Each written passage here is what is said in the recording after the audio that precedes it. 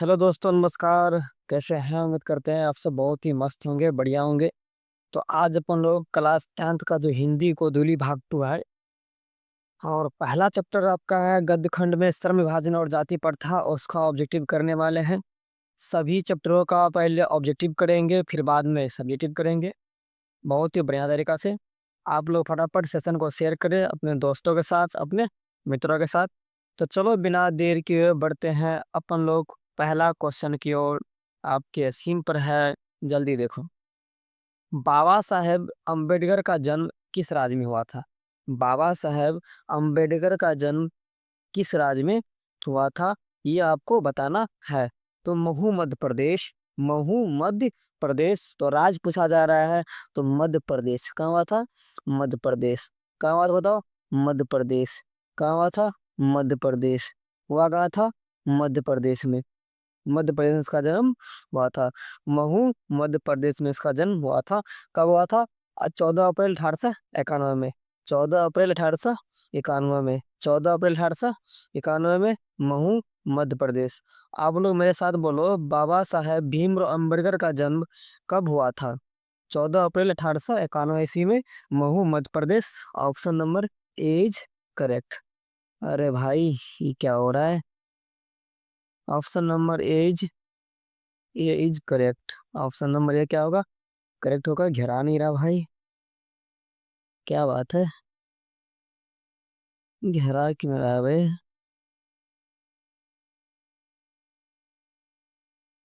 Option number A is correct. कुछ पता ही नहीं चल रहा है। ऑप्शन नंबर ए, मध्य प्रदेश। चलो आगे बढ़ते हैं क्वेश्चन नंबर 2 पे। भारतीय संविधान का निर्माता किसे कहा जाता है? भारतीय संविधान का निर्माता किसे कहा जाता है? वेरी वेरी इंपॉर्टेंट क्वेश्चन है। भारतीय संविधान निर्माता किसे कहा जाता है? तो Bhimrao Ambedkar. Bhimrao Ambedkar. Option number C. चलो बनते हैं Bihar topper. Option number C होगा। चलो अगला क्वेश्चन की ओर बढ़ते हैं। Question number 3। श्रम विभाजन और जातीय प्रथा गद्य कौन सा विधा है? श्रम विभाजन जातीय प्रथा गद्य कौन सा विधा है? विधा पूछ रहा है, याद रखना ये निबंध है। क्या है? निबंध है, निबंध है, निबंध है। श्रम विभाजन जातीय प्रथा एक प्रकार का निबंध है। उसके बाद अगला क्वेश्चन, क्वेश्चन नंबर 5। चलो क्वेश्चन नंबर 5 पे चलते हैं। नहीं, 4। Question number 4। भीमराव अंबेडकर के विख्यात भाषण एनिहिलेशन ऑफ द कास्ट का हिंदी उत्पादन किसने किया था? भीमराव अंबेडकर के विख्यात भाषण एनिहिलेशन ऑफ द कास्ट का हिंदी रूपांतरण किसने किया था? यह भी बहुत ही इंपॉर्टेंट है। ललई सिंह यादव। ललई सिंह यादव ने इसका हिंदी अनुवाद अनुवाद किया था। तो पूछेगा क्वेश्चन, भीमराव अंबेडकर के विख्यात भाषण एनिहिलेशन ऑफ कास्ट का हिंदी रूपांतरण किसने किया था? ललई सिंह यादव ने किया था। ललई सिंह यादव ने किया था। चलो क्वेश्चन नंबर 5 से बढ़ते हैं। तो क्वेश्चन नंबर 5 आपके बोर्ड स्क्रीन पर है। श्रम विभाजन और जाति प्रथा पाठ बाबा साहब के किस भाषण से लिया गया है? किस भाषण से लिया गया है? याद रखना। तो याद रखना यहाँ पर annihilation of the caste. Annihilation of the caste से लिया गया है। Option number C is correct. चलो बनते हैं, मतलब क्या बनते हैं, बिहार टॉपर। आगे बढ़ते हैं क्वेश्चन नंबर 6 की ओर। तो क्वेश्चन नंबर 6 में क्या बोल रहा है? भारत में जाति प्रथा का मुख्य कारण क्या है? भारत में जाति प्रथा का मुख्य कारण क्या है? तो बेरोजगारी। बताओ, बेरोजगारी बोया जाति। क्वेश्चन रिपीट करते हैं फिर से। भारत में जाति प्रथा का मुख्य कारण क्या है? बेरोजगारी है, गरीबी है, उद्योग धंधों की कमी। बता क्या होगा? उद्योग धंधों की कमी। Option number C is correct. चलो बढ़ते हैं क्वेश्चन नंबर आगे। मानव मुक्ति के पुरोधा पुरोधा किसे कहा था? मतलब मानव मुक्ति के लिए काम किसने किया है? तो भीमराव अंबेडकर साहब ने किया है। भीमराव अंबेडकर साहब ने किया है। Option number C is correct. चलो चलते हैं चांद के पार। अगला क्वेश्चन 8। Question number 8। जाति प्रथा स्वाभाविक विभाजन नहीं है क्यों? आखिर जाति प्रथा स्वाभाविक विभाजन नहीं है क्यों? क्योंकि रुचि पर आधारित यह क्या है? नहीं है, क्योंकि यह रुचि पर आधारित नहीं है। इसी कारण जाति प्रथा स्वाभाविक विभाजन नहीं है। Option number D is correct, D for Devsena. चलो क्वेश्चन नंबर फिर अपन लोग आगे बढ़ते हैं 9 पे। क्वेश्चन नंबर 9 बोल रहा है भाई, क्वेश्चन नंबर 9 देखना। बाबा साहेब भीमराव अम्बेडकर का जन्म किस राज्य में हुआ था? रिपीट हो रहा है क्वेश्चन, ये पढ़ लिए थे। मध्य प्रदेश में, मध्य प्रदेश में ये वाला हो गया था कि पहले ही हो गया था ये वाला। चलो क्वेश्चन नंबर 10 पे चलते हैं। जन्म पूछ रहा है कब हुआ था, तो आपको पहले बताए थे 14 अप्रैल 1891 में। बाबा साहेब भीमराव अम्बेडकर का जन्म हुआ था 14 अप्रैल 1891 में। बाबा साहेब भीमराव अम्बेडकर का जन्म कब हुआ था? 14 अप्रैल 1891 में। और निधन हुआ था 6 दिसंबर 1956 में। निधन हुआ था 6 दिसंबर 1956 में दिल्ली में। और और बात करें हम, जन्म हुआ था 14 अप्रैल 1891 में महू मध्य प्रदेश नामक राज्य में हुआ था। ठीक है, चलो क्वेश्चन में फिर अपन आगे बढ़ते हैं। Question number 11, question number 11। चलो निधन पूछ रहा है। अभी तुरंत अपन लोग पढ़े निधन 1956 में, 1956 में निधन पढ़े, 1956 में, 1956 में निधन हुआ था, 1956 में निधन हुआ था। डॉक्टर भीमराव अम्बेडकर का निधन कब हुआ था? 1956 में हुआ था। चलो फटाफट क्वेश्चन को आगे बढ़ते हैं करते हुए। अगला क्वेश्चन है, देयर मैकेनिज्म किसकी रचना है? देयर मैकेनिज्म किसकी रचना है? तो doctor Bhimrao Ambedkar, doctor Bhimrao Ambedkar, doctor Bhimrao Ambedkar, doctor Bhimrao Ambedkar, doctor Bhimrao Ambedkar. There mechanism किसकी रचना है? डॉक्टर भीमराव अम्बेडकर। चलो भाई आगे बढ़ते हैं क्वेश्चन नंबर 13 पे। विडंबना का अर्थ क्या होता है? विडंबना का अर्थ क्या होता है? विडंबना का अर्थ क्या होता है? आपसे पूछ रहा है विडंबना का अर्थ क्या होता है? उपहास। क्या होता है? उपहास। विडंबना का अर्थ क्या होता है? उपहास। बताओ मित्रों, विडंबना का अर्थ क्या होता है? उपहास। चलो बढ़ते हैं बिना देर किए अगला क्वेश्चन पर। क्वेश्चन नंबर 14 है, 14 है, ध्यान सुनना। समाज और राजनीति में बेहतर सक्रिय भूमिका निभाते हुए अम्बेडकर ने किनको मानवीय एवं अधिकार दिलाने के लिए अनेक प्रयास किए हैं? अछूतों को, स्त्रियों को, मजदूरों को, या इनमें से सभी? तो भीमराव अम्बेडकर ने पूरा समाज को ठीक उठाने का प्रयास किया, चाहे वह अछूत रहे, चाहे स्त्री रहे, चाहे मजदूर रहे, सभी को। तो option number D is correct, D for Devsena, D for Devsena. चलो भाई डी फॉर देवसेना।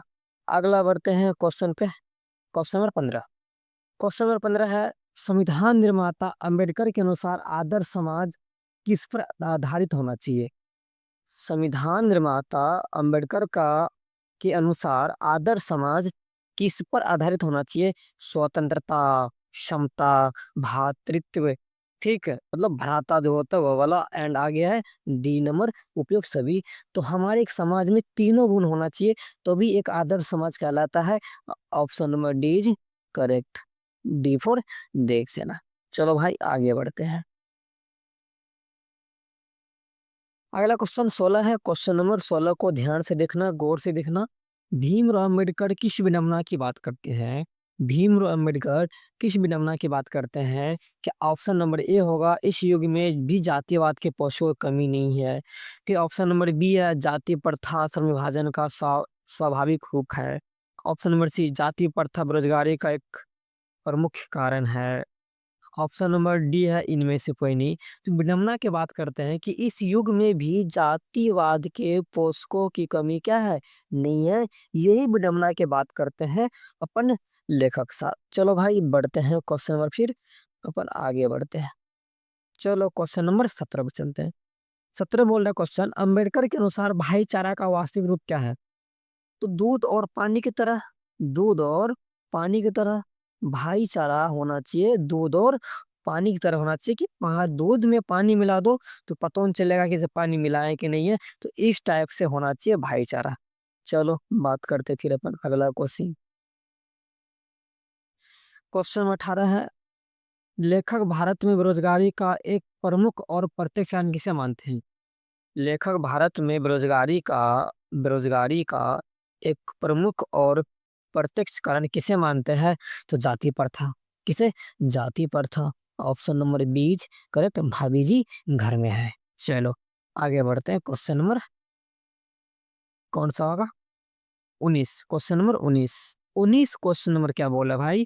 आदर्श समाज स्वतंत्रता, समानता, भ्रातृत्व पर आधारित होगा। किसने कहा था भाई? अंबेडकर साहब ने कहा था आदर्श समाज स्वतंत्रता, समानता, भात भ्रातृत्व पर आधारित होगा। यह हमारे डॉक्टर भीमराव अम्बेडकर साहब ने कहे थे। ऑप्शन नंबर बीज correct, B for Bhabhi ji घर पे है। चलो कुछ भी हो सकता है, बी फोर बल्लू भी हो सकता है। अच्छा चलो आगे बढ़ते हैं, क्वेश्चन नंबर 20। देख भाई क्वेश्चन नंबर 20 क्या बोल रहा है? 20 बोल रहा है आधुनिक सभ्य समाज श्रम विभाजन को आवश्यक क्यों माना है? क्यों माना है? ऐसा कैसे होगा बताओ। बात करें हम आधुनिक सभ्य समाज श्रम विभाजन को आवश्यक क्यों मानता है? क्योंकि यह कार्य कुशलता के लिए है। क्योंकि यह कार्य कुशलता पर आधारित होना चाहिए। कार्य कुशलता पर आधारित होना चाहिए। चलो आगे बढ़ते हैं, क्वेश्चन नंबर 21। 21 में क्वेश्चन है भारत में बेरोजगारी का प्रमुख कारण क्या है? जाति प्रथा। ये क्वेश्चन इंपॉर्टेंट है। भारत में बेरोजगारी का प्रमुख कारण क्या है? जाति प्रथा। हम कह सकते हैं VBI क्वेश्चन है। भारत में बेरोजगारी का प्रमुख कारण क्या है? जाति प्रथा। क्वेश्चन नंबर अगला चलो, क्वेश्चन नंबर 22। क्वेश्चन नंबर 22 है बुद्धा बुद्धा एंड हिज धम्मा के लेखक कौन है? बुद्धा एंड हिज धम्मा के लेखक कौन है? तो doctor Bhimrao Ambedkar. Buddha and his Dhamma के लेखक कौन है? डॉक्टर भीमराव अम्बेडकर। यह भी क्वेश्चन इंपोर्टेंट है। C4 चलो चांद के उस पार। बुद्धा एंड हिज धम्मा के लेखक कौन है? भीमराव अम्बेडकर। चलो क्वेश्चन नंबर फिर आगे बढ़ते हैं, 23। तो इसमें भाईचारा का दूसरा नाम क्या है? सबसे इंपॉर्टेंट है क्वेश्चन है, भाईचारा का दूसरा नाम क्या है? तो लोकतंत्र। क्या नाम है? लोकतंत्र। भाईचारा का दूसरा नाम है लोकतंत्र। B4 भाभी जी घर में है। चलो फिर बढ़ते हैं अपन अगला क्वेश्चन, क्वेश्चन नंबर 24। अंबेडकर ने किनको मानवीय अधिकार और समान समान अधिकार दिलाने के लिए अधिक संघर्ष किया? भाई ये क्वेश्चन फिर से रिपीट हो गया। इसका ऑप्शन बताओ, खुद बता दो। सर डी होगा, अछूतों के लिए, स्त्रियों के लिए, मजदूरों के लिए, से सबका सही। ये क्वेश्चन रिपीट हो गया फिर से। चलो रिपीट कोई बात नहीं, आगे देखते हैं। अगला क्वेश्चन है भाई 25 25 में देखो क्या बोल रहा है। किसके प्रोत्साहन पर अंबेडकर उच्चतर शिक्षा के लिए न्यूयॉर्क गए थे? तो भाई बड़ौदा नरेश को पैसा दिया गया था, सहयोग राशि दिया गया था, जिस कारण यह विदेश में जाकर के पढ़े और लिखे। कहाँ से पैसा मिला था इसको बताओ? कहाँ से मिला था? बड़ौदा नरेश को प्रोत्साहन राशि मिला था, जिसको बोलते स्कॉलरशिप मिला था। ठीक है चलो जी आगे बढ़ते हैं। द कास्ट इन इंडिया किसके द्वारा लिखा गया है? द कास्ट इन इंडिया किसके द्वारा लिखा गया है? जल्दी बताओ फटाफट क्या होगा इसका। भाई क्या होगा? तो डॉक्टर भीमराव अम्बेडकर। B4 भाभी जी घर में है। B4 भाभी जी घर में है। Option number 20 correct, Bhimrao Ambedkar. ये हो गया इसका। चलो भाई आगे बढ़ते हैं, अगला क्वेश्चन देखना। भारत सरकार के कल्याण मंत्रालय से बाबा साहब अम्बेडकर संपूर्ण वाङ्मय कितने खंडों में प्रकाशित हो चुका है? यह भी VBI क्वेश्चन है कि बाबा साहब भीमराव अम्बेडकर का जो वाङ्मय कितने खंडों में प्रकाशित हो चुका है? तो याद रखना भाई 21 खंडों में। कितना खंडों में? 21 खंडों में प्रकाशित हो चुका है। चलो बढ़ते हैं फिर अगला क्वेश्चन, क्वेश्चन नंबर 28 पे। क्वेश्चन नंबर 28 चलते हैं। श्रम विभाजन और जाति प्रथा भाषण लाहौर के किस वार्षिक सम्मेलन के लिए तैयार किया गया था? ये किस वर्ष की बात कर रहा है? तो 1936 में। 1936 में। 1936 में। चलो भाई आगे बढ़ते हैं, क्वेश्चन नंबर अगला देखते हैं। भाई ये फिर से आ रहा है। चल यहाँ से आ गया, क्वेश्चन नंबर 29 29 देखो क्या बोल रहा है। जाति प्रथा को श्रम विभाजन मान लिया जाए तो यह स्वाभाविक विभाजन नहीं है, क्योंकि यह मनुष्य के रुचि पर आधारित नहीं है। यह कथन किस पाठ का भाई? जातिवाद का बात कर रहा है, जाति प्रथा का बात कर रहा है, तो श्रम विभाजन जाति प्रथा ही होगा। श्रम विभाजन जाति प्रथा ही होगा। Option number B is correct. B for Bhave ji घर में है। चलो ये हो गया, ये डायलॉग अच्छा डायलॉग है यार। अगला क्वेश्चन, क्वेश्चन नंबर 30 चलते हैं। 30 बोल रहा है, जाति प्रथा पैसे का दोषपूर्ण पूर्व निर्धारण ही नहीं करती, बल्कि मनुष्य को जीवन भर के लिए एक ही पैसे में बांध देती है। प्रस्तुत गद्यांश रचनाकार कौन है? भाई जाति प्रथा का बात जब भी करे ना, तो डॉक्टर भीमराव अम्बेडकर का नाम लेना ही लेना है। तो डॉक्टर भीमराव अम्बेडकर, क्योंकि उन्होंने ही इन सब चीजों से आदमियों को, समाजों को ऊपर की ओर किया है। जब भी आप बात आए जाति प्रथा के बारे में क्वेश्चन कर रहा है, तो याद रखना चैप्टर का नाम जाति प्रथा एंड श्रम विभाजन, और उसके लेखक होंगे डॉक्टर भीमराव अम्बेडकर साहब। चलो भाई आगे बढ़ते हैं। Question number 31। 31 क्या बोल रहा है? यह विडंबना की बात है, इस युग में भी जातिवाद के पोषकों की कमी नहीं है। कथन किस पाठ का? भाई पहले बता दिए, जब भी जाति प्रथा की बात करे तो आंख मूंद करके श्रम विभाजन और जाति प्रथा में टिक कर दियो। तो श्रम विभाजन जाति प्रथा option number B is correct. Bhabhi ji घर पे नहीं है, अब घर पे नहीं है। चलो आगे बढ़ बात करते हैं। क्वेश्चन नंबर 32 देखो भाई क्या है। 32 बोल रहा है, जाति प्रथा का श्रम विभाजन मनुष्य की सुरक्षा पर निर्भर नहीं रहता। अगला फिर बोल रहा है, मनुष्य की व्यक्तिगत भावना तथा व्यक्तिगत रुचि का इसमें कोई स्थान अथवा महत्व नहीं है। प्रस्तुत गद्यांश किस पाठ से उद्धृत है? भाई जातीय प्रथा का बात कर रहा है, आंख मूंद के बोले मार दो जातीय प्रथा, ये वाला श्रम विभाजन जाति प्रथा। सी फोर चलो चांद के उस पार। अच्छा, अपना चैनल का नाम भी क्या है? चांद गुरुकुल। चांद गुरुकुल भाई, चलो आगे। गुरुकुल में पढ़ रहे तुम लोग। Question number 33। इस युग में जातिवाद के पोषकों की कमी नहीं है, लेखक के अनुसार यह कैसी बात है? लेखक के अनुसार यह कैसी बात है? यार विडंबना की बात है। यह क्वेश्चन पहले रिपीट हो गया था, बशर्ते उल्टा पुल्टा के पूछा है इस बार। यह विडंबना की बात। Option number B is correct. B for Bhabhi ji घर में नहीं है।